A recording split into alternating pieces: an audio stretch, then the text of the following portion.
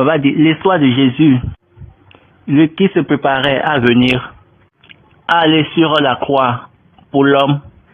J'ai déjà dit ceci dès le commencement et j'ai dit, l'histoire de Joseph est tellement si proche de celle de Jésus. Joseph a rencontré le maître d'hôtel, majordome de Pharaon en prison. Jésus était monté sur l'âne. Un âne qui était préparé pour son apparition, pour pouvoir accomplir sa mission de roi. Nous avons déjà dit plusieurs choses par rapport à ces points, ou bien par rapport à ces notes. On a parlé depuis là où Adam a péché et la manière dont Dieu a préparé un rendez-vous. Donc, avec le temps, Dieu a choisi Abraham et à travers ses descendants. Donc de là, Dieu a envoyé l'agneau à travers eux. Dieu est en train de faire comprendre que l'être humain est l'âne. Et il est là pour servir les tribus. Et par péché, il est devenu porteur de joug. Donc, Dieu les a choisis et les a dit, les descendants d'Abraham. Il va pas dire, c'est ça Dieu. Dieu dit, tiens, de la mort, il a une partie vivante. Parmi les morts, ou bien dans les ténèbres, il y a une partie vivifiante de Dieu dans les ténèbres, dans la mort du moins. Et à travers cette partie, Dieu est capable de travailler sur sa propre voie, d'une manière à ce que il puisse restaurer tout corps vers lui, tout corps mort vers la vie. Regardez ce qu'il a dit. Et j'ai dit que dans les ténèbres, dans le séjour de la mort, il y a une partie vivifiante. Tous ont péché. Aussi les Israélites également. Nous sommes tous des humains. Eux tous, les Israélites, les Juifs et les païens. Mais Dieu a choisi de vivifier une autre section pour lui-même, à travers qui il va maintenant travailler son propre acte, afin de ramener l'homme de la mort à la vie. Et Baba dit, ceux qui comprennent les mystères vont comprendre ce que je suis en train de dire. C'est pourquoi quand Jésus veut parler, il dit souvent que ces choses sont des paraboles, pour que ceux qui puissent voir, pouvons voir, pour que ceux qui puissent voir, pouvons voir et ne pas voir, mais ceux qui vont entendre et ne pas comprendre. Et au moins il a dit, pardonne-les. Quelle est cette ligne? Donc c'est devenu une situation évidente pour Dieu de prendre son fils pour qu'il puisse passer dans l'humanité pour pouvoir ramener les gens à la vie. Et c'est là on a mis fin au voyage de l'homme pour la mort et maintenant on a commencé le voyage de l'homme de la mort à la vie. Parce que le dimanche de Pentecôte, c'est un jour d'inscription ou bien d'enroulement. Peut-être je peux maintenant dire sur cette plateforme les 3 divisions. On a dit, béni soit le jour que l'Éternel a fait. Ceci est le jour que l'Éternel a fait. Le jour fait par l'Éternel. Un seul jour, un jour singulier, un jour particulier, le jour de rencontre, le jour de rendez-vous. Dieu l'a fait à travers la proclamation, sans avoir parlé du jour. Dieu a institué ce jour. Il a mené l'imagination de cette chose. Parce qu'il a dit, la postérité de la femme écrasera la tête du serpent. Et Baba dit, quand il n'y a pas de toucher, de rencontre, il ne peut y avoir d'écrasement. Donc c'est un rendez-vous ou une rencontre. Voici le premier. Maintenant le deuxième côté, on va donner la vie à l'objet de la rédemption. Vivifier en ramenant à la vie. Ramener à la vie l'objet de la rédemption. Quelle était l'intention de Dieu? De donner la vie, de redonner la vie à l'homme. Jésus a dit dans Psaume 66, dans Psaume 16, il a dit dans les versets 9 et 10, aussi mon cœur est dans la joie, mon esprit dans l'allégresse, et mon corps repose en sécurité, car tu ne lèveras pas mon âme au séjour des morts. Tu ne permettras pas que ton bien-aimé voie la corruption. Est-ce que vous avez entendu? C'est l'objet rédemptif qui est en train de parler ici. Ok, la version anglaise a parlé de ma chair repose en espérance. Il continue à dire, tu ne vas pas me laisser dans l'enfer. Tu ne vas pas permettre pour que je puisse voir la corruption. Il va dire, il est en train de dire là, qu'il ne va pas pourrir. Maintenant, qu'est-ce que ça là signifie?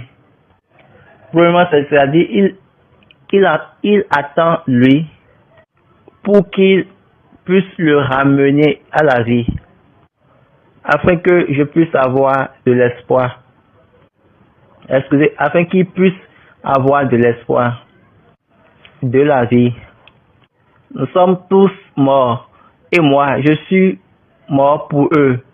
Donc, alors, on va dire, est-ce que vous voyez, la mort de Jésus était avec eux et pour nous. Il a texté la mort. Autrement dit, il a goûté la mort avec nous et pour nous. On va dire les deux points. Il a goûté la mort avec nous et pour nous. Après, il est venu à la vie.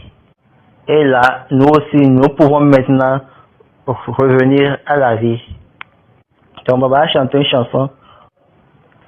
Je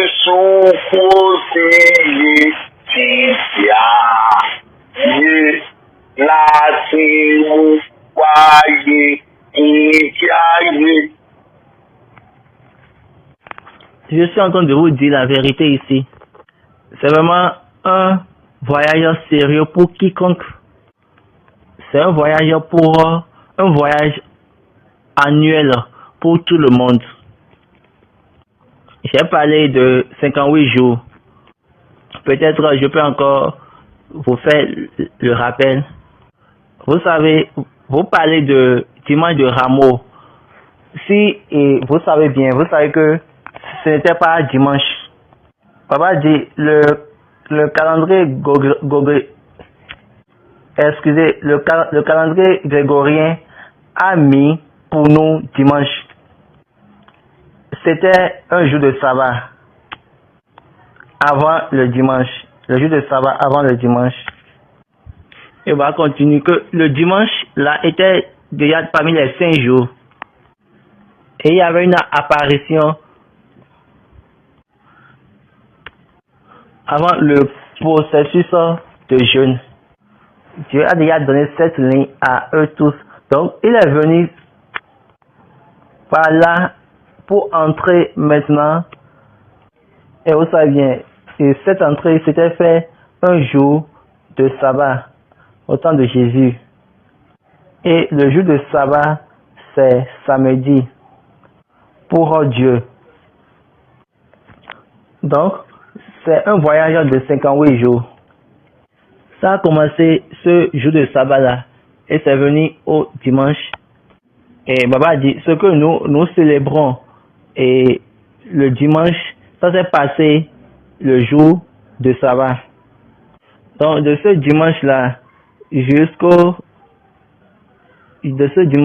l'autre dimanche, jusqu'au dimanche de Pentecôte, nous avons 57 jours.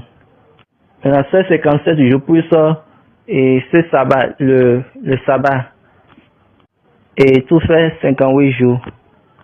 Et Baba dit, il y a ce chemin de Dieu, et Dieu l'a montré dans ses actes.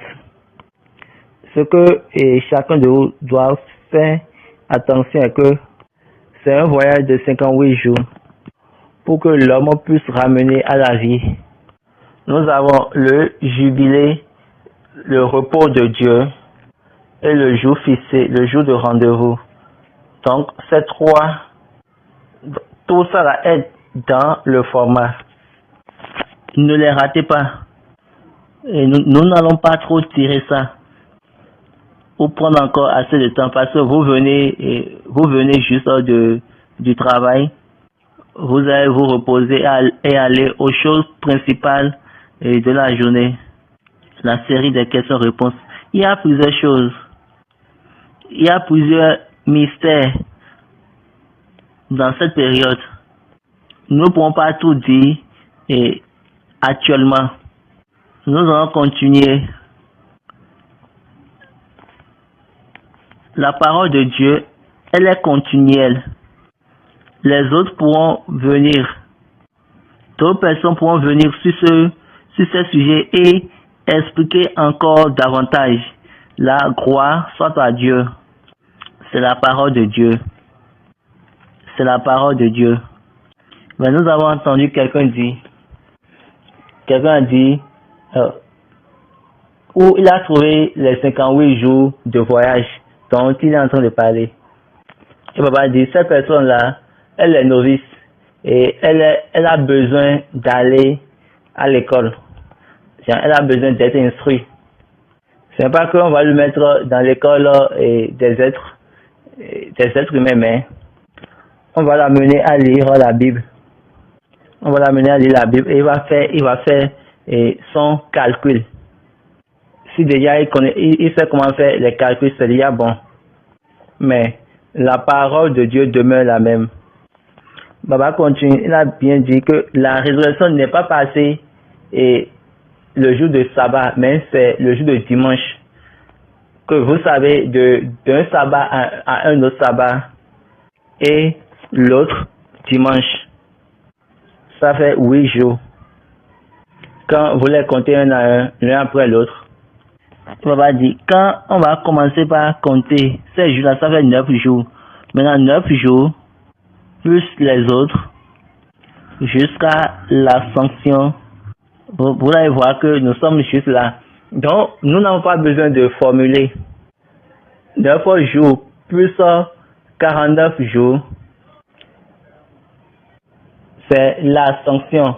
Et ce jour a été déjà compté. Donc, vous allez voir, c'est 58 jours. Dieu est véridique dans toutes ces choses, dans tous les calculs. Et quand vous êtes enfoncé dans l'atmosphère spirituelle en présence de Dieu, vous pouvez comprendre ce que je suis en train de dire. Que Dieu soit avec nous. Amen. Y a-t-il des questions pour nous? Oui. Cette question vient de la part de Olabandi Babatunde. Les 7 bougies allumées sur le chandelier, quand on voit ces 7 bougies, et la manière dont on allume ces 7 bougies, c'est du haut vers le bas en montant.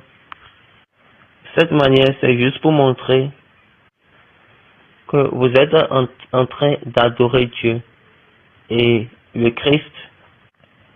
Les gens pensent que c'est quand on allume ces bougies et on adore. Les gens pensent que c'est là se trouve le Christ. Non.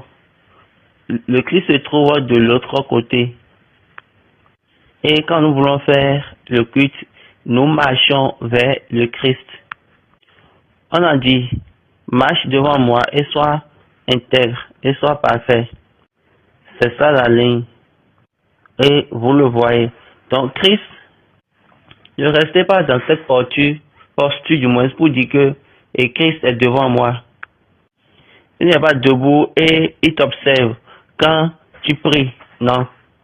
Les yeux dans les yeux. Non. Personne ne peut voir le Christ œil par œil. Personne ne peut voir le Christ les yeux dans les yeux. Non. Vous savez ce qu'ils ont dit à Moïse. Tu vas voir mon derrière. Donc quand vous voyez la lumière des bougies, là ça retrace juste sa sainteté. Vous voyez le reflet de sa sainteté, le reflet de sa gloire. Moïse a dit, permets-nous de te voir. Je te prie, permets-moi de voir ta gloire. Regardez ce qu'il a dit à Moïse. Allons lire rapidement. Exode chapitre 32, chapitre 34 du moins. Allons au verset 4. Allons voir d'abord quelque chose dans le chapitre 33. Écoutez ce que Moïse a dit au Seigneur. Au verset 10. Tout le peuple voyait la couronne de nuée qui s'arrêtait à l'entrée de la tente. Tout le peuple se levait et se prosternait à l'entrée de sa tente. Moïse parla avec l'Éternel parlait avec Moïse face à face, comme un homme parle à son ami.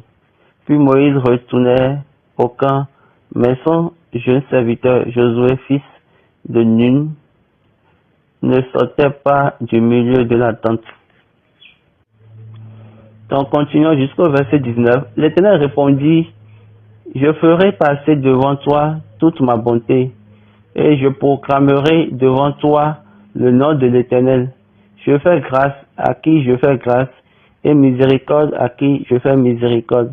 L'Éternel dit, tu ne pourras pas voir ma face, car l'homme ne peut me voir et vivre.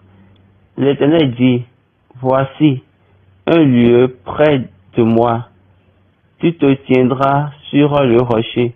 Quand ma gloire passera, je te mettrai dans un creux du rocher et je te couvrirai de ma main jusqu'à ce que j'ai passé.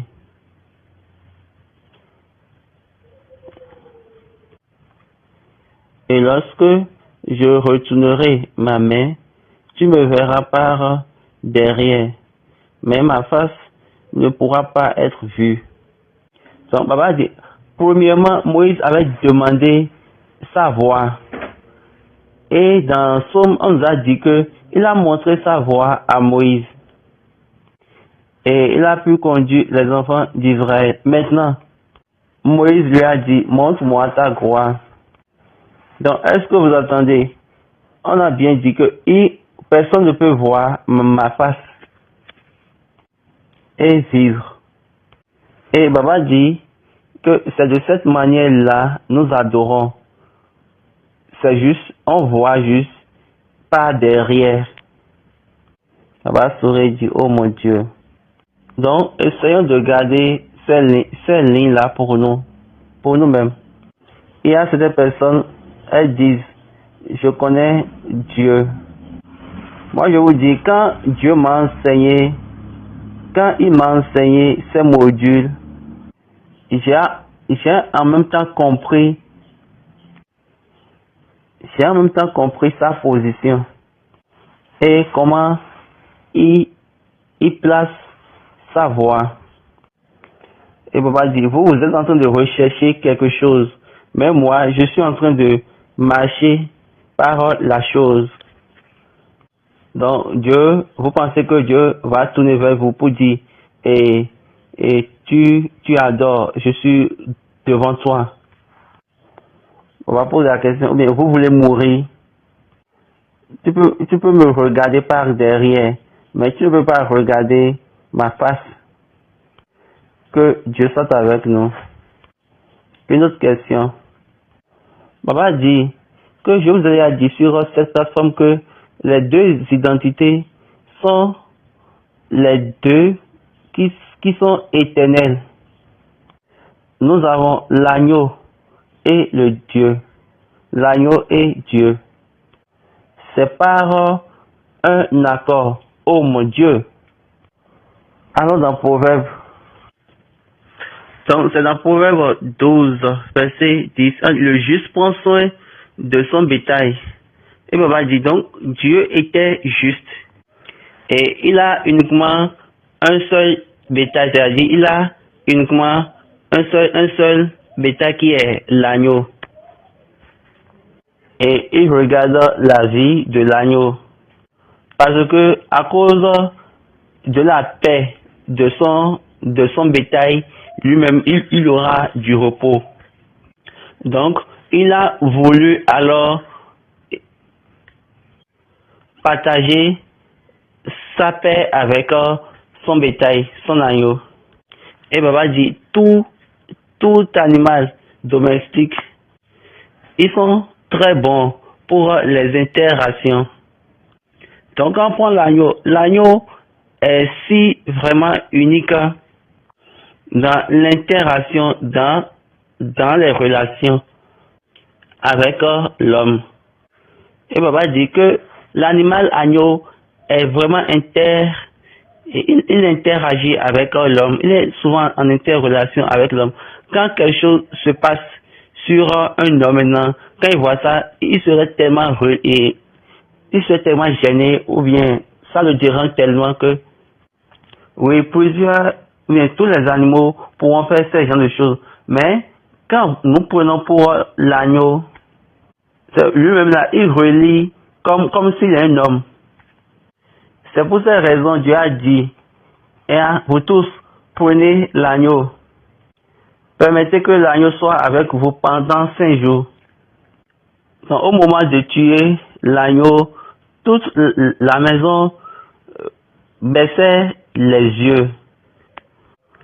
Pourtant, ils voulaient le manger, mais ils baissaient les yeux. C'est-à-dire, ils ont la honte. Ils sont dérangés de tuer l'agneau. Comme le Père a pris son agneau, ils étaient deux et ils sont éternels. Donc, après ça, il n'y a plus d'autres. Donc, si le Père dit « je suis », l'agneau aussi dit « je suis ». Et personne ne peut leur poser de questions. Donc, quand le Père dit « je suis », ou bien quand Dieu dit « je suis » et le Fils aussi dit « je suis », ça ne veut pas dire qu'ils sont les mêmes. Non. Et je me tiens debout tout le monde et je le dis. Il m'a enseigné. Et il sait que l'autre est son Père. Quelle que soit votre grandeur en Dieu, ou bien vous voyez être comme un grand homme de Dieu, et vous êtes jonché de toute sa puissance, moi, ça ne me dit rien. Ça ne me dérange pas. Baba dit, oui, il y a certaines personnes qui sont remplies, mais ça ne détermine pas le niveau. Spirituellement, non. Je vous dis spirituellement, non. Si vous ne savez pas, il y a certaines personnes, elles sont remplies. Et puis, elles sont remplies du Saint-Esprit et ils font de grands travaux. Et ça ne montre pas leur niveau. Mais ça ne détermine pas leur niveau. Et ce n'est pas ça qui montre comment ils sont hautement spirituels. Non. Paul nous a dit, mais si tu travailles, tu fais toutes les œuvres miraculeuses de ce monde et tu n'as pas l'amour. Et même va dire, l'amour creuse même les puissances de miracles de Dieu. Qu'est-ce que ça veut dire? Ça veut dire que ce n'est pas ce que tu vois que Dieu est en train de voir, ou bien ce n'est pas ce que tu vois que Dieu est en train de regarder. Les critères que Dieu voit, c'est différent. Et papa dit, quelqu'un vraiment méchant peut être rempli. Et papa dit, vous savez que l'ordination, ça peut venir spirituellement. L'ordination, ça peut venir diaboliquement. L'ordination, c'est être rempli d'une puissance, ça peut venir par n'importe quelle manière. Donc, ce que moi, je vous demande est que laissez pour que Dieu vienne juger à la fin. Je dis quelque chose souvent. Ce que moi j'ai vu dans cet homme SBJ, il ne fait pas de camp religieuse. Mais ça ne l'empêche pas d'être dans une église. Il était un gars droit. Il était un gars parfait, strict, pur. Pendant 38 ans. Ok. On peut aussi dire pendant 20 ans. Baba est en train de relater une information. Papa a dit que je buvais de vin très alcoolisé. Jusqu'à ce que Dieu l'a appelé. Il allait quelque part pour son commerce.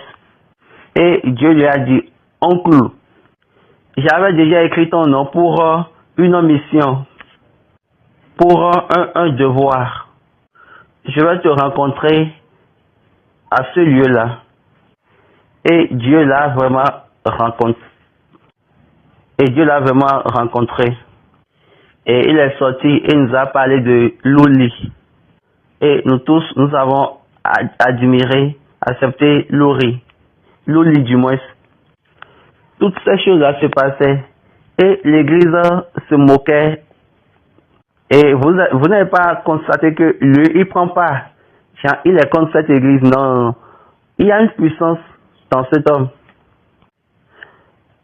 Papa dit, un homme où, dans ces derniers jours, il commence par dire que j'en ai déjà fini. J'ai déjà fermé. J'ai déjà fini telle chose. Et ce que je dois faire, je l'ai déjà fait. Donc, il savait que c'est la personne qui l'a envoyé. C'est cette personne-là seule qui peut encore l'appeler. Il peut décider de dire, si je finis mon travail, je préfère mourir. Et là, il va dire, la mort, maintenant, prends-moi. Non. Donc, il dit que il a fini. Il dit ça dans ses prédications au dernier moment. Et dans ses réunions, partout, il dit ça de façon amusante. Baba dit, lors de la dernière séance des questions bibliques, il nous a dit aux enfants, les enfants, j'aimerais voyager. Et Baba dit, si nous, on avait compris que ce que signifiait voyager en ce moment-là, certainement, on aurait déjà dit, il ne faut pas voyager. Hein. Et là, il ne va plus vraiment voyager. Mais malheureusement, il a dit, je vais voyager, mais je vais encore revenir. Et puis, il nous a demandé, quand je vais revenir, est-ce que vous êtes sûr que vous serez encore à cette place, à ce lieu? Et puis, nous avons dit oui.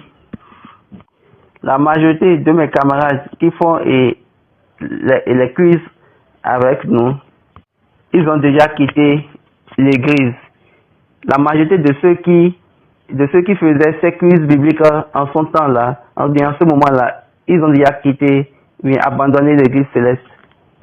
Pourquoi? Parce que les questions bibliques les a permis d'avoir les vraies informations. Et maintenant, après la mort, ils ont commencé par voir de diverses choses. Et ils ont commencé par voir des administrations contraires. Ils ont commencé par voir des informations contraires aux vraies informations qu'ils avaient. Donc pour ces raisons, ils ont quitté.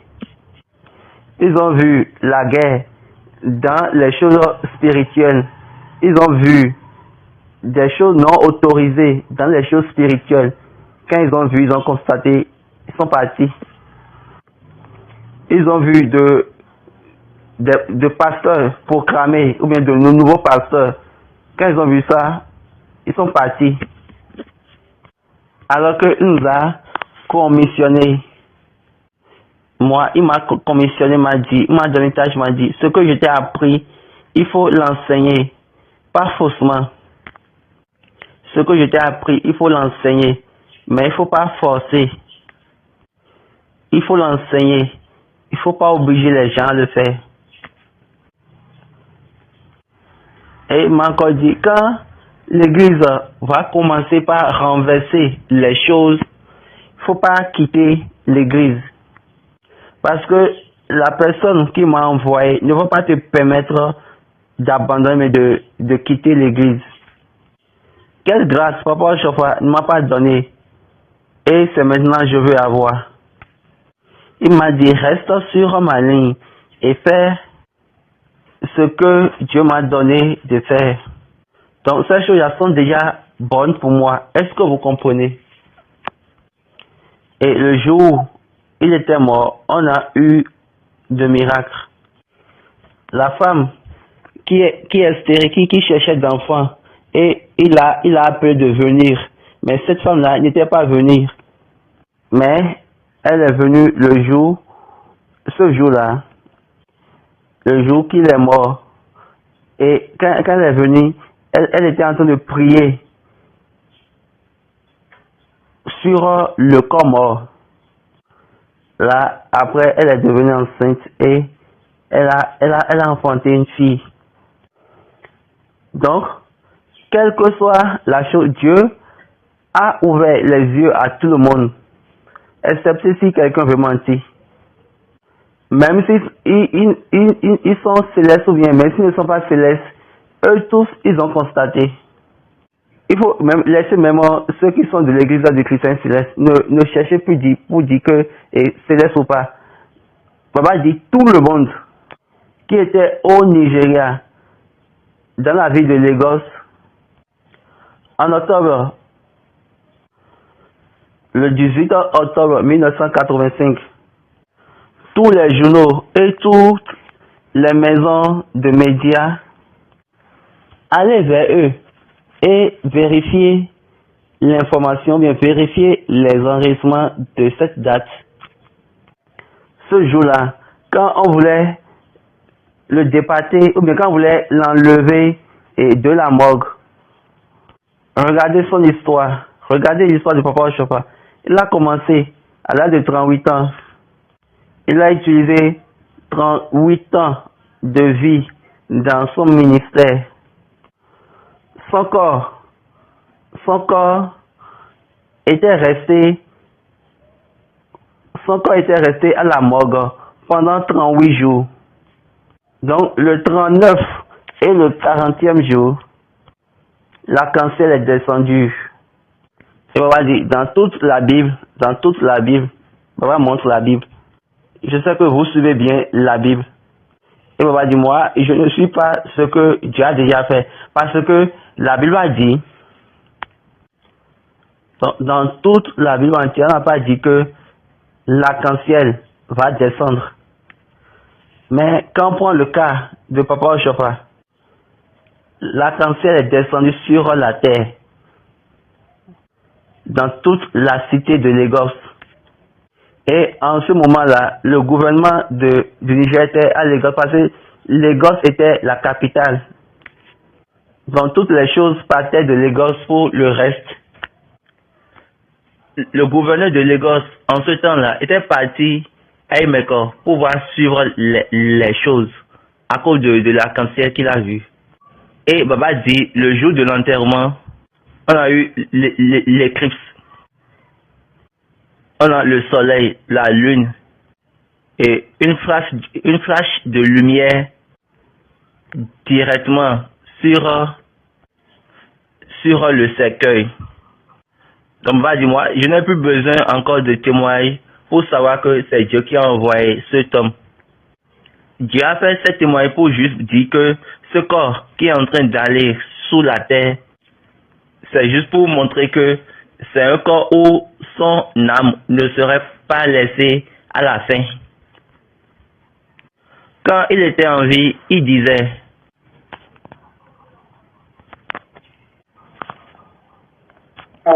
Mampu mi tuni kumo. Ma yi fada di malika ibole. Torí ẹgbẹ̀rún ọdún lónìí àjọ máa ṣe ìjọmọ́ yìí. Il a dit, quand je serai mort, quel que soit là où on va m'enterrer, quand vous venez là et vous adressez une prière à la personne qui m'a envoyé, c'est lui qui a laissé cette ligne. Il a dit, si vous venez là et vous priez à la personne qui m'a envoyé, je vais venir résoudre votre problème et repartir encore.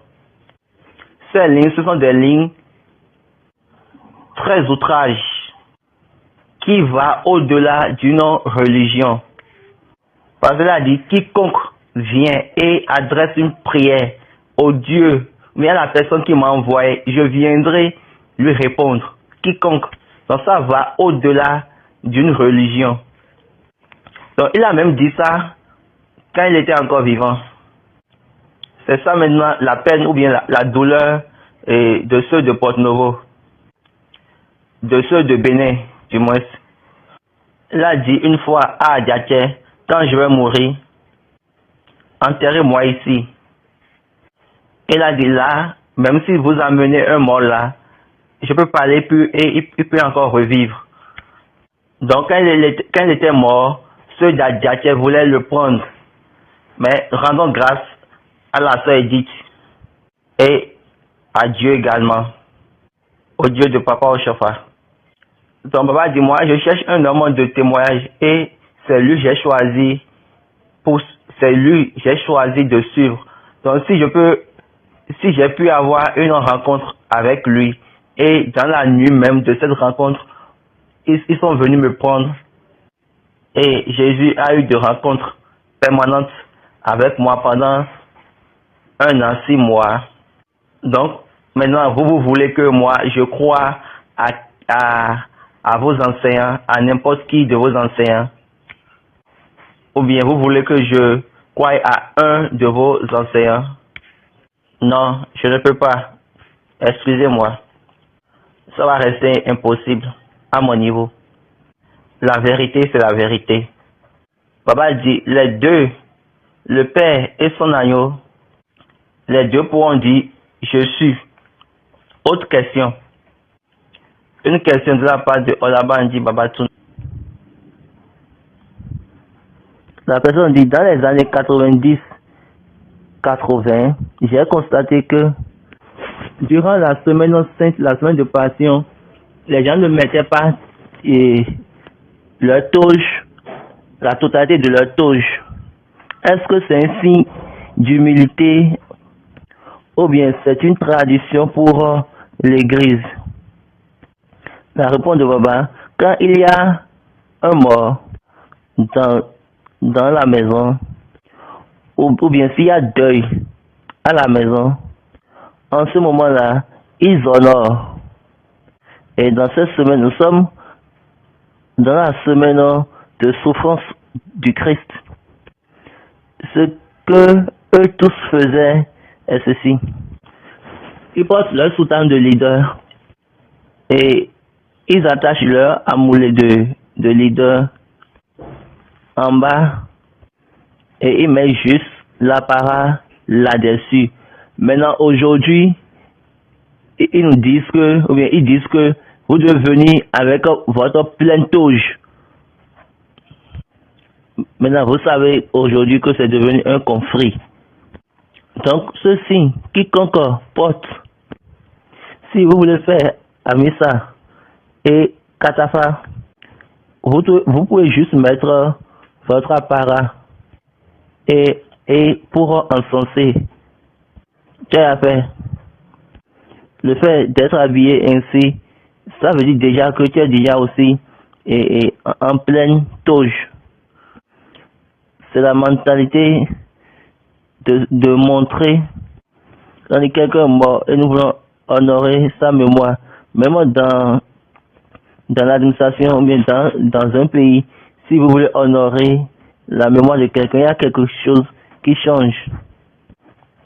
Et Baba dit, si peut-être un président ou bien la tête d'une communauté est morte, qu'est-ce qu'on fait? On fait descendre le le drapeau. Donc quand une autorité meurt, on met le drapeau en